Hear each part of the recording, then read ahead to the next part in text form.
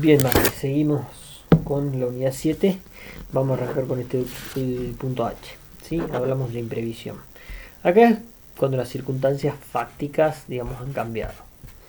¿Qué es lo que pasa? Arrancamos con un contrato, digamos, o con una obligación donde las partes no es de una ejecución instantánea, sino de un tracto sucesivo. ¿Te acordás que veíamos que había obligaciones que no se ejecutaban en ese mismo momento, sino tenían momentos donde se iban ejecutando y se iban desarrollando? Entonces teníamos la posibilidad de que las circunstancias de tiempo y de lugar vayan modificándose. ¿Y qué es lo que pasaba? Podían ir cambiando, como vos te darás cuenta que van cambiando a todo momento los precios, por ejemplo ahora la inflación. Y ahí es donde se empiezan a alterar las situaciones, ¿sí? Y las partes se empiezan a poner como medio locas y los precios empiezan a variar.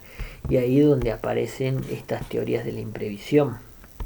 ¿Sí? Entonces ahí es donde se empiezan a poner locas las partes y empiezan como a decir, bueno, che, paremos un poco porque se le empieza a mover la estantería y empezamos a tener problemas. ¿Sí? Serían, digamos, circunstancias fácticas que cambian en el cumplimiento de las obligaciones. Y ahí empiezan a aparecer, digamos, los distintos fundamentos de la teoría de la imprevisión. Whitshade te habla de una teoría de la presuposición objetiva. Dice que tiene que haber condiciones para el desarrollo de las partes. Y esto es donde aparece también, lo toma Jambias. ¿Sí? Jambias es parte de esta teoría. Hay otra teoría de las bases del negocio jurídico. Estiman que para la celebración del contrato las bases tienen que hay circunstancias básicas. Y acá hay tres versiones. Tenés una versión subjetiva que habla de, digamos, la parte subjetiva de lo que se apoyan las bases. Digamos, el objetivo, que habla de las circunstancias objetivas, la ecléctica de las bases del negocio. Y bueno, nosotros encontramos en el 1091 donde está la imprevisión. ¿Sí? Ya, ahora te leo el artículo, dame un segundo que abro el código. En el 1091 te dice: si en un contrato conmutativo de ejecución diferida o permanente la prestación a cargo de una de las partes se torna excesivamente onerosa por una celebración extraordinaria de las circunstancias existentes al tiempo de su celebración, sobrevenida por causa ajena a las partes y al riesgo asumido por la que es afectada, ésta tiene derecho a plantear extrajudicialmente o a pedir ante un juez, por acción o por excepción, la resolución total o parcial del contrato o su adecuación. Igual regla se aplica al tercero, a quien se han sido conferidas derechos o asignado obligaciones resultantes del contrato, y al contrato aleatorio si la prestación se torna excesivamente onerosa por causas extrañas a su valía. Básicamente, ¿qué es lo que te dice, digamos, este artículo 1091? Para que vos te des cuenta, primero vamos a tener un contrato conmutativo de ejecución diferida, es decir, que se va ejecutando durante el tiempo.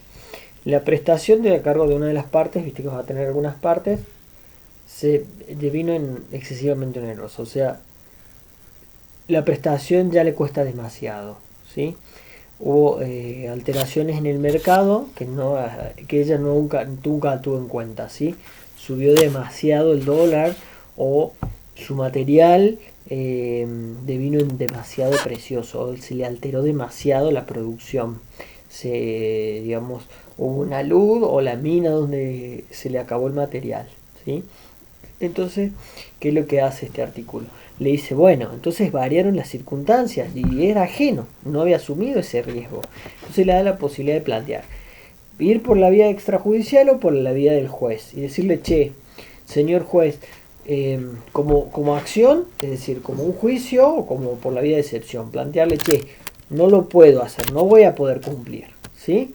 Entonces, pedirle al juez la resolución total o parcial. Le digo, bueno, no voy a poder cumplir, pagar una indemnización o readecuar, es decir, bueno, no lo puedo hacer, vamos a reacomodar, entonces reacomoda el contrato, ¿sí? Entonces, bueno, de esta manera le dice, bueno, reacomodamos la ficha. Esa es la teoría de la imprevisión, para que vos lo entiendas más o menos. Sí, Mati, es de esa manera es que funciona esta teoría de la imprevisión. Entonces vos vas a tener una causa extraña que La calificada, una obligación de resultado que se agravó, que va a ser invocable. La E la califica, distribuye con puntualidad cuáles son los únicos hechos relevantes para la liberación del deudor. Hay una relación causal. El caso fortuito que hay una imputabilidad, tiene que haber una conexión, ¿sí? Hay una causal de irresponsabilidad, las partes la pueden invocar como un factor, exonera la responsabilidad en el cumplimiento de una obligación de la indemnización. Y bueno, ahí tenés la jurisprudencia, lo tomó como válido. Bueno, imposibilidad de cumplimiento, el artículo 955.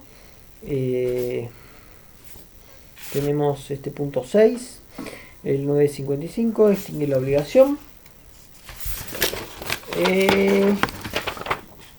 Y creo que eso es todo, Mati. Mora del acreedor. Estamos con la mora del acreedor.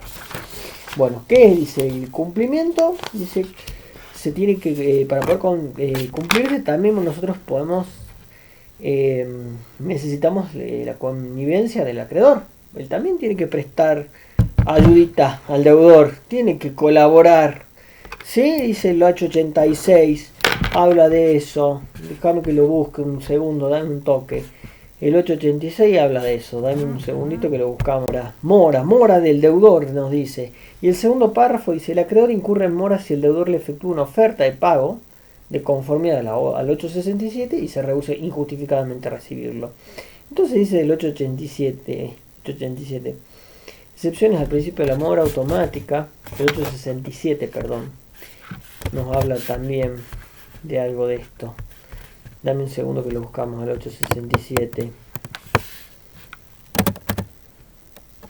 Objeto de pago. El objeto de pago debe reunir los requisitos de identidad, integralidad, puntualidad y localización. Entonces tiene que ayudar, ¿sí? Dice los requisitos. Existencia de obligación exigible. Obligación debe requerir acto de cooperación del acreedor para que se cumpla. Hasta la cooperación debe ser susceptible de subsistir el tardío. Efectos. Quien se encuentra en mora debe los daños. Carga con los riesgos. La mora cesa el curso de los intereses moratorios y el acreedor no podrá constituir en mora el deudor. El punto 5 permite ejercer la facultad de pago de la consignación y puede provocar la liberación del deudor. Extingue cuando recibe la completitud del pago. ¿Sí? Eso es la mora del acreedor, ¿viste? Bueno, vamos al pago por consignación y terminamos ya, creo que esta unidad. Sí, terminamos esta unidad. Te la voy a cortar acá si vemos pago por consignación en una sola. ¿Sí? Acá la cortamos. Ya te la mando, Mati. Ya no sé.